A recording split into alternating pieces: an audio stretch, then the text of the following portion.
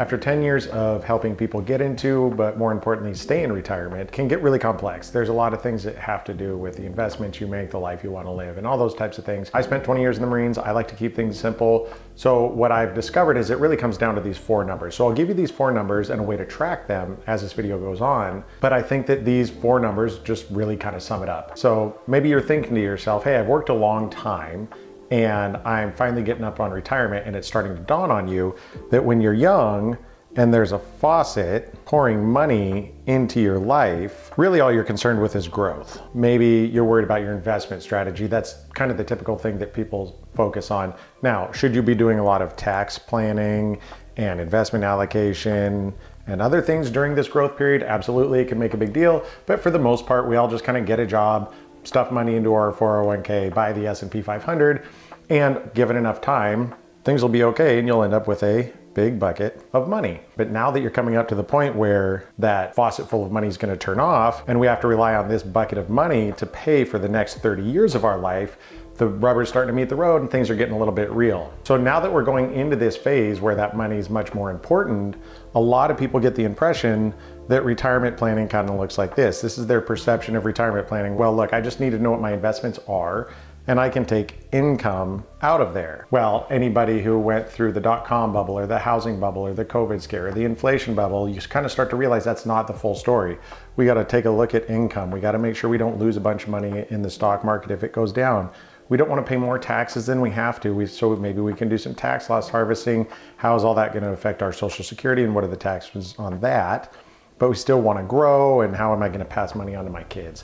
So all those thoughts start to kind of creep in, and that's where focusing on these 4 simple numbers can really help. So the first number is just our fixed costs. The old acronym used to be the MUG plan, mortgage, utilities, and groceries. I like to have people focus on mortgage, utilities, groceries, and income. And the reason we focus on these is because these things have to be paid on a monthly basis in order for you to have a stress-free retirement. Now, the 2 mistakes I see people make oftentimes are, number 1, overestimating what it's actually going to take to be happy in retirement. And the worst thing that can happen from that is, for instance, I just had a guy who was going to retire from a local tech company, and he came to me and he said, well, here's all, my investments, how much can I have in retirement? And I told him, and he said, well, wait a minute, that's a lot more than I thought. And I said, yeah, that's just kind of based on the math. And he said, well, I put off retirement for like 18 months because I thought I needed more.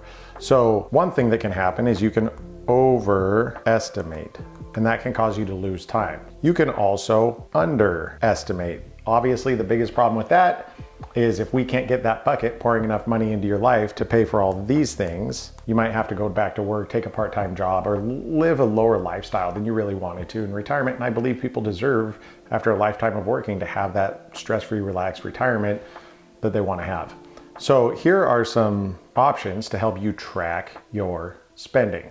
Once you track your spending and you kind of know where that money's going, you can decide where you can make adjustments. Good old-fashioned Excel spreadsheet. If you're an engineer, if you're here in the greater Seattle area, you probably love an Excel spreadsheet, but there's also, you need a budget. Every dollar is a great one, and those will kind of tell you where your money's going. If I haven't met you yet, my name is Chris Reed.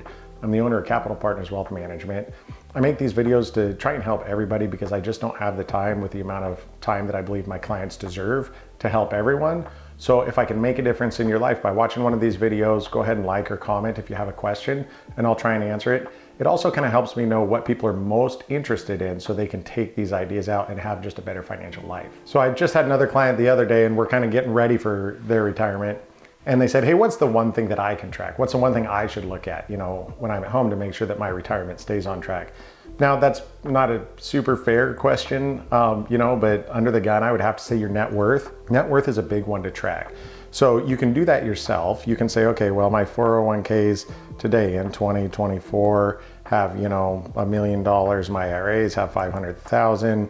My taxable account has 500,000, or whatever the case is. I'm sitting on $100,000 of cash. And over time, those accounts will go up and down. I like liquid net worth. I don't really, things that you can't spend at the grocery store aren't gonna mean a lot to you in retirement. I mean, you can sell a house if you need to, but do we really want to? No, we should be able to do what we need to do with all this stuff. So net worth is something very important, and that's simply assets minus liabilities. What do you have, or what do you have liquid, minus what do you owe? credit card payments, mortgage, utilities, groceries, college student loan payments for your kids, which will never actually end. So all those types of things, that just gives you your liquid net worth. That's a nice number to know in the back of your head. And it also directly kind of relates to the third number that everybody should pay attention to. Number 3 is your investment allocation. So a lot of people still think in old Wall Street terms. And quite frankly, a lot of investment guys still kind of use old Wall Street tools. And they think in terms of stocks, bonds, cash, those types of things. I like to have my clients think of in their investment allocation in terms of safe, risky, and alternative. And a good healthy portfolio is going to have money in all these. So yeah, in risky, we do have things like stocks, crypto, any mutual funds, anything that can lose value. So if the market goes down, this is going to lose value. If the market goes down 25%, this might lose 25%, but during a good year, it might gain 30%. Then there's safe money. In my firm, the definition of safe money is money that can't go down. It's pretty simple. So in a bad year, your safe money should lose 0. And in a good year, your safe money might make 10%. So again, one is not necessarily better than the other. They're just different tools to accomplish different things. In alternative money, what I really like are things like real estate, structured notes, things that have high cash flow for income. So if we can get 6, 7, 8, 9% out of our cash flow, we can actually enjoy a lot more money in retirement. So your investment allocation, that's the third thing that you should be able to have a good solid grasp on.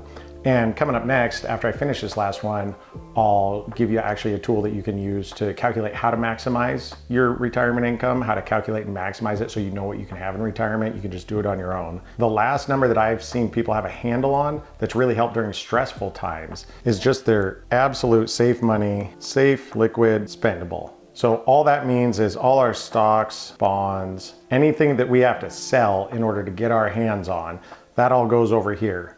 And we can do stuff like growth over here. You can produce income. You can do a lot of different stuff over there. But this right here, this is like the peace of mind bucket. So when the COVID market tanked, I had a client managing about $1 million. We were pulling $65,000, $70,000 a year out of that $1 million, and every year it was fine. But then, you know, the market tanked really quick and then it came right back. Well, at the bottom, she called me literally from a bank saying, hey, I think I'm gonna sell everything, go to cash, I can't stomach this. But over here, we had something like $350,000. Now, it was in something that was still making interest, but we could turn it into cash. She could buy groceries with it the next day. So we had about $350,000. And I said, well, Mrs. Client, you know, if you remember, we have this super safe, liquid, and spendable bucket over here, and we're spending about $65,000 per year. I said we're spending about $65,000 per year, and we're currently pulling it from this bucket over here while this one grows. But even in the worst case scenario, let's say we want to turn off this bucket for now, we still have 5 to 6 years where we have that other bucket that we can pull money from. Does that make you feel better? And she said, yeah.